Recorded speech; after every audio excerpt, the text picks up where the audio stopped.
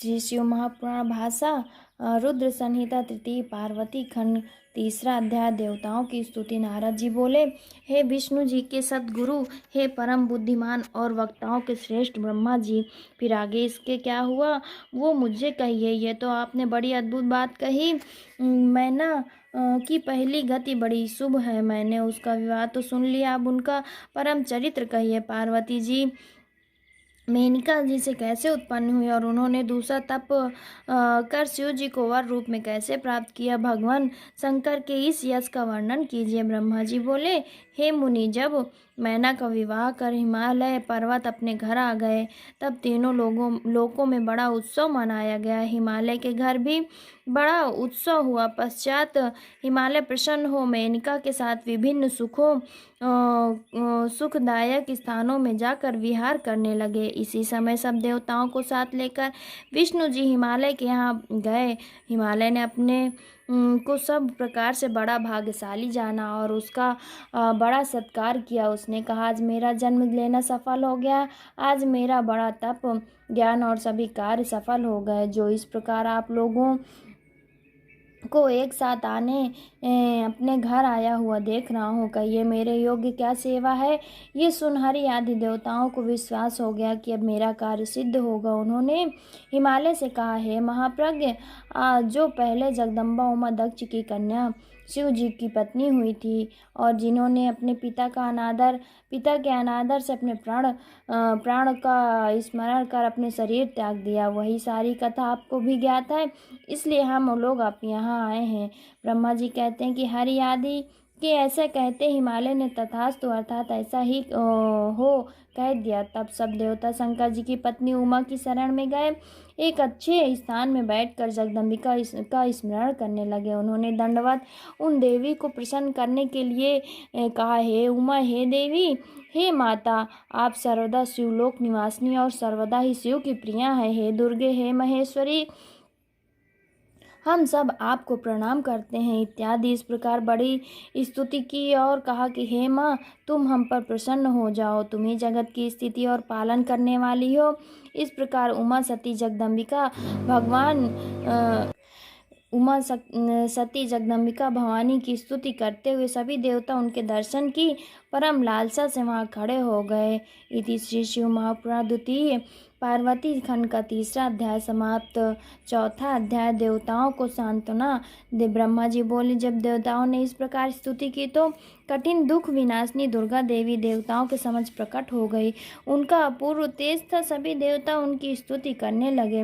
विष्णु आदि सभी देवताओं ने जगदम्बिका का दर्शन किया। सभी को उनकी कृपा प्राप्त हुई। अब सब आनंद विभोर हो बार बार उनको दंडवत करने लगे। फिर बड़ी स्तुति की और कहा, हे माता, क्षमा कीजिएगा, श्रुतियों के कहने के आधार पर तथा अपनी दीनतावश हम आपसे ये कहते हैं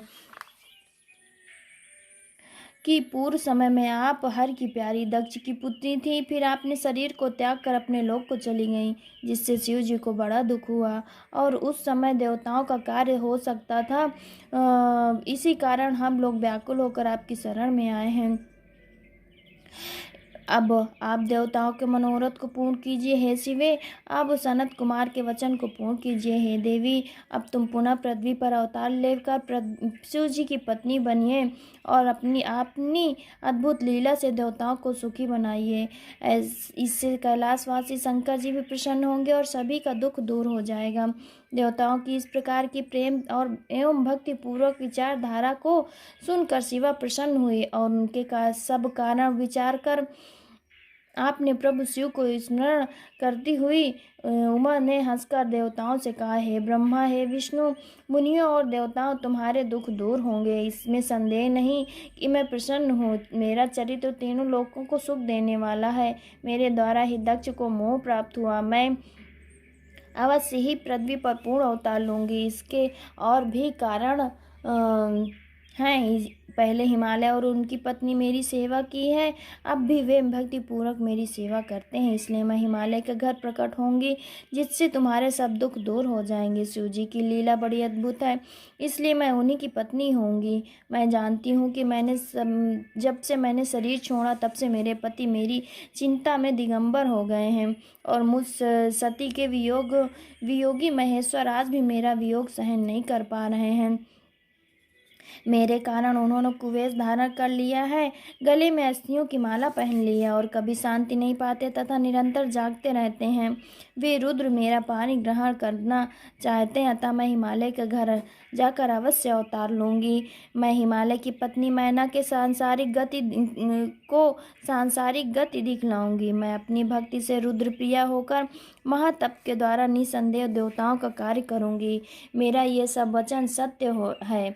अब तुम सब देवता अपने स्थान को जाओ और शिव का भजन करो, उनकी कृपा से निसंदेह तुम्हारे सब दुख दूर होंगे। कृपालु शिव जी की कृपा से सब मंगल होगा। मैं उनकी पत्नी होकर तीनों लोकों में वंदनीय एवं पूजनीय होंगी। ये कहकर वो विश्व माता अपने लोक को चली गई।